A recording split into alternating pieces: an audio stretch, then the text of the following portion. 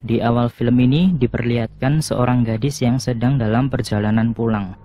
Selama perjalanan dia merasa gelisah karena seperti sedang dibuntuti dan diperhatikan.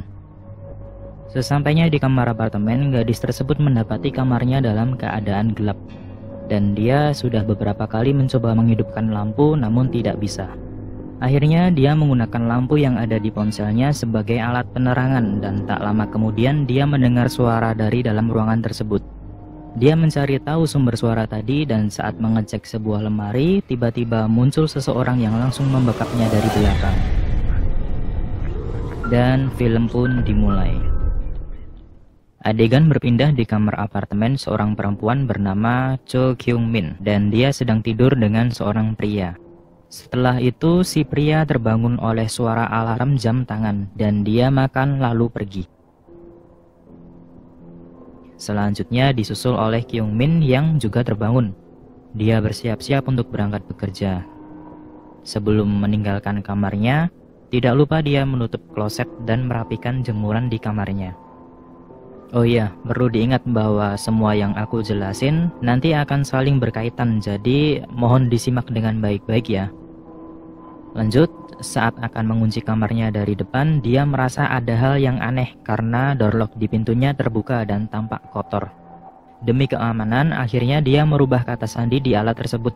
Kita ingat-ingat ya, passwordnya adalah 1784.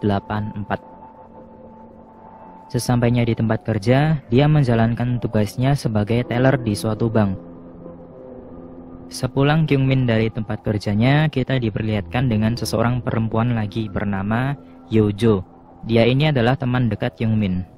Mereka sedang berbincang terkait pekerjaannya, dan Kyung Min mengungkapkan ingin mendapatkan perpanjangan kontrak agar memiliki uang yang cukup untuk pindah dari apartemennya yang sekarang. Di saat mereka sedang ngobrol, tampak seorang pria yang sedang memperhatikan mereka dengan tatapan yang cukup aneh. Sesampainya di apartemen, dia disambut oleh penjaga apartemen shift malam dan dia diberi sebuah titipan paket. Ternyata itu adalah paket dari ibunya. Dia tahu setelah membaca surat dari ibunya yang tertempel di pintu kamar. Dan di sini lagi-lagi dia menemukan door lock miliknya terbuka. Setelah itu dia menelpon ibunya dan terjadilah perbincangan antara ibu dan anak. Tidak lupa dia juga menanyakan kepada ibunya apakah membiarkan door lock-nya terbuka begitu saja.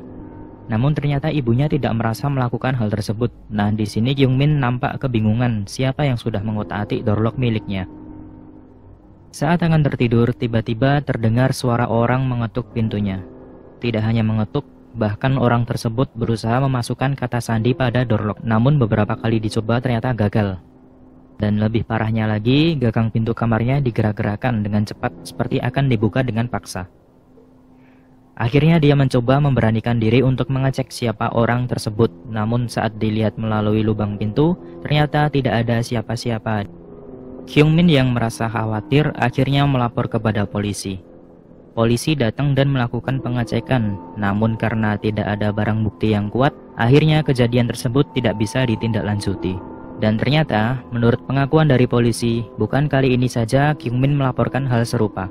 Yang berarti dia sudah mengalami kejadian yang sama di hari-hari sebelumnya. Keesokan harinya, Kyung Min terbangun dengan kepala yang agak pusing. Dan sama seperti hari sebelumnya, dia bersiap-siap berangkat bekerja. Sebelum dia meninggalkan apartemen, dia diajak berbicara oleh penjaga apartemen shift pagi yang bernama Han Dong-hun. Di sini Kyung Min juga sudah ingin memeriksa CCTV di apartemen untuk mengecek pelaku yang semalam mengganggunya. Namun karena dia sudah akan berangkat bekerja, akhirnya dia menunda pengecekan CCTV. Adegan berpindah di bank. Tampak Kyung Min sedang melayani seorang pria bernama Kim Gi-jung. Kalau kita lihat pria ini seperti nggak asing ya. Yap, bener banget karena ini adalah pria yang memperhatikan Kyung Min dan temannya di dalam kereta. Dan terjadilah perbincangan di antara mereka. Ya, obrolan mengenai pelayanan bank seperti biasalah.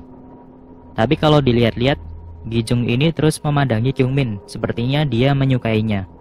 Lalu dia mengajak Kyung Min untuk ngopi bareng yang jelas ditolak oleh Kyung Min dengan jawaban yang halus. Tidak terima dengan hal tersebut, Gi-jung membuat keributan sampai akhirnya harus diusir oleh satpam. Sepulang dari tempat kerja, Kyung Min melihat penjaga apartemen shift malam sedang dimarahi polisi karena tidak bisa menjaga tempat tersebut dengan aman. sehingga banyak masalah terjadi termasuk laporan dari Kyungmin yang sebelumnya. Lalu dia segera bergegas menuju kamarnya karena merasa tidak enak dengan si penjaga apartemen. Di malam hari, saat Kyungmin tertidur, tiba-tiba muncul pria dari bawah ranjangnya. Pria tersebut memberikan obat bius kepada Kyungmin. Lalu pria itu mandi dan tidur di ranjang tersebut. Tampak juga jam tangan yang tadi diperlihatkan di awal film. Di hari berikutnya, Kyungmin mendapatkan kabar baik karena ternyata dia diangkat menjadi karyawan tetap di bank tersebut. Namun ternyata tidak hanya hal baik yang ia terima di hari tersebut. Dia juga apes karena sepulang kerja harus bertemu lagi dengan si pria aneh Kijung yang lagi-lagi mengganggunya. Kyungmin ditahan saat akan menaiki bus dan dipaksa untuk pulang bersama Kijung. Untungnya tak lama kemudian manajer bank yang bernama Manajer Kim datang menolong Kyungmin dan mereka pun pulang bersama. Sesampainya Kyungmin di kamar apartemennya, dia mendapati kamarnya yang gelap dan dia berusaha menghidupkan lampunya namun tidak bisa. Wah, kayaknya bakal terjadi lagi nih adegan seperti di awal film. Tapi tenang aja karena di sini tiba-tiba manajer Kim datang ke kamar Kyungmin. Awalnya hanya ingin mengembalikan dompet Kyungmin yang tertinggal, namun akhirnya membantu untuk menyalakan lampu di kamarnya. Setelah lampu menyala, tampak jemuran pakaian pria terpampang di tengah ruangan. Manajer Kim mengira itu adalah milik suaminya, namun Kyungmin menjelaskan bahwa itu hanya untuk tanda, agar Kyungmin terlihat seperti sudah berkeluarga dan tidak diganggu oleh penjahat. Setelah itu, Kyungmin masuk ke dalam kamar mandi dan dia mendapati hal yang aneh, yaitu tutup klosetnya terbuka. Seperti yang kita lihat di awal film bahwa Kyungmin ini mempunyai kebiasaan menutup kloset sebelum berangkat bekerja. Lantas, ulah siapa itu? Di sisi lain, Kyungmin juga merasa curiga terhadap manajer Kim yang tiba-tiba datang ke kamar apartemennya, padahal dia tidak pernah memberitahu nomor kamarnya. Dia lalu menanyakannya kepada manajer Kim. Dan sebelum pertanyaan tersebut dijawab, dia sudah buru-buru turun ke bawah dengan alasan mengambil kopi. Padahal memanggil polisi, meninggalkan si manajer Kim yang sendirian di kamar. Akhirnya Kyungmin kembali lagi ke kamarnya bersama polisi. Ya, rencananya untuk menangkap manajer Kim yang dicurigai selama ini telah mengganggu Kyungmin. Namun betapa kagetnya ketika pintu kamar dibuka ternyata manajer Kim sudah dalam keadaan tidak bernyawa, dengan dasi mengikat lehernya. Kyungmin pun dibawa ke kantor polisi dan diselidiki. Malah dia yang dicurigai telah melakukan pembunuhan berencana dengan bersekongkol dengan orang untuk membunuh manajer Kim lalu berpura-pura memanggil polisi. Di sini juga ditegaskan bahwa manajer Kim mengetahui kamar Kyungmin karena menanyakannya kepada penjaga apartemen. Jadi selama ini Kyungmin telah berburuk sangka kepada manajer Kim.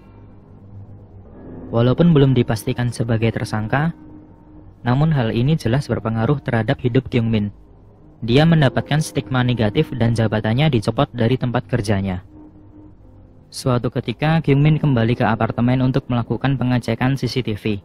Namun sesuai info dari penjaga shift pagi yang bernama Dong-hun, CCTV di koridor depan kamarnya itu ternyata tidak berfungsi. Dan ia menambahkan info bahwa pengetukan pintu tersebut sudah lumrah. Biasanya terjadi saat orang sedang mabuk dan lupa kamarnya di mana. Ya, di sini seperti Dong-hun itu sedang menutup-nutupi sesuatu. Kyungmin juga tampak kurang puas dengan jawaban tersebut. Berpindah di kamar Kyungmin, saat membersihkan kamar dia menemukan suatu alat scanner. Jadi alat ini berfungsi untuk membuka door lock selain menggunakan kata sandi. Karena penasaran akhirnya Kyungmin mencoba menggunakan alat tersebut. Pertama-tama di pintu kamarnya namun tidak berfungsi. Lantas dia mencoba di semua kamar di apartemen tersebut.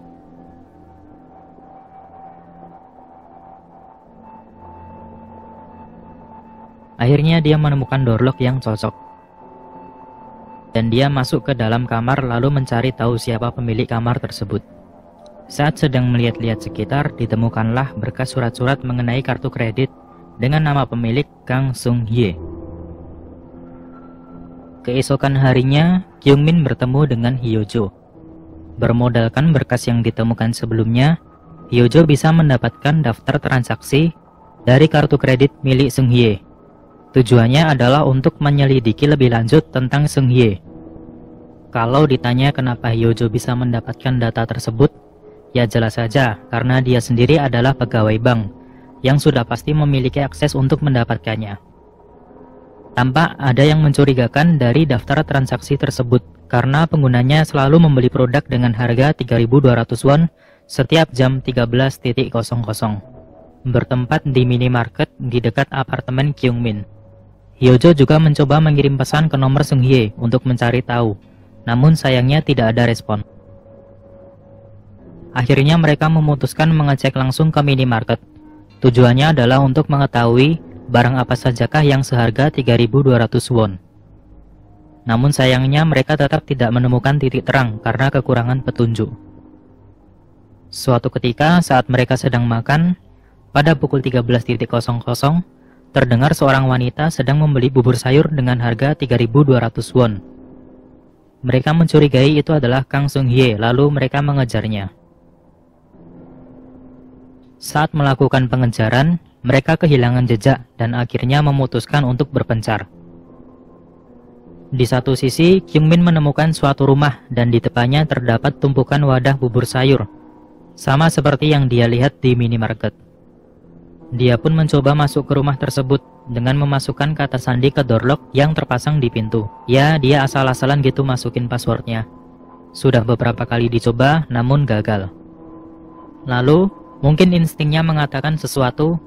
Dia mencoba untuk memasukkan password yang sama dengan kamar apartemennya, yaitu 1784, dan ternyata bisa terbuka. Dia pun masuk ke dalam rumah tersebut yang tampak seperti tidak berpenghuni. Saat dia memasuki suatu kamar, ternyata terdapat seorang wanita yang sedang tertidur dengan kondisi tangan diikat. Di sini Kyungmin tampak sangat kaget. Dia mencoba menghubungi polisi untuk meminta pertolongan. Namun tiba-tiba ada orang lain yang ingin masuk ke rumah tersebut. Ya, kemungkinan besar ini adalah si psikopat.